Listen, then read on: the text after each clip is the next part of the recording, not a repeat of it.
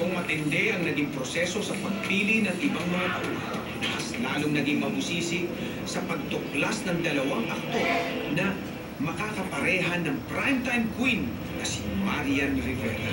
Sino ka binibini? Parang epiko din ang naging journey nila para patunayan na kapag ka-eksena nila si Marian, buhay ang bawat eksena. Muli po ako maglalakbay para hanapin ang binugot na nagugustuhan ko. Dumaan sa mga rigid interviews, screen tests,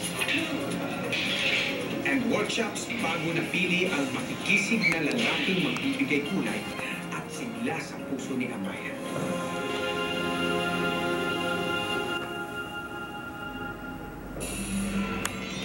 Para sa bagong kapuso na si Sid Lucero, hindi na rin siya nagdalawang isip na tanggapin at ialok sa kanya na maging prinsipeng iibig kay Amaya.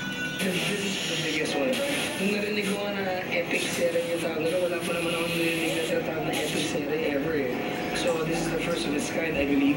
And I also believe that this is the most any network has spent on one project alone. And to be part of it, wow, it's amazing. Di tulad ng iba niyang nagawang proyekto, kakaiba raw ang naging paghahanda niya para sa Amaya.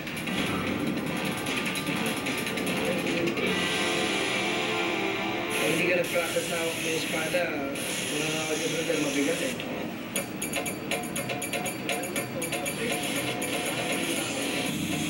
Yun pa yung nakaka-hassle, kailangan mag-waxel yun. Wala silang bastong time na yun eh.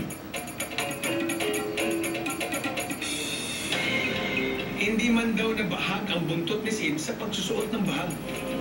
Tila nagkabuhol-buhol naman daw ang kanyang dila dahil sa lalim ng pananagalo. Kaya nagpuso nagawa ng mas na-concentrate ako sa language. Although dapat Bisaya sila, since may represent dapat yung language natin for everyone to understand, yung malalim na Tagalog siya. Yun yung pinag-aralan ko. Kasi hanggang ngayon, kahit di ako kasama sa first week, hiningin ko para aralin. Hanggang ngayon, nahihirapan pa rin ako eh. Pangalan ko, Bagani, merong bog na.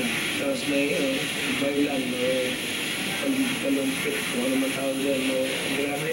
Lakas, maaaring gabi ko siya, kailangan natin siya ligtas. Kaya hanapin natin siya. Patuloy natin maglalakbay. Pero ang hindi raw talaga niya inasahan, ang mabilis na pagkakahulihan nila ng loob ni Marian. Wala nag-inip pa ako. Basta dyan bumaba na talaga ang buwan para masilayan ko na malapitan. Bini! Sino ka?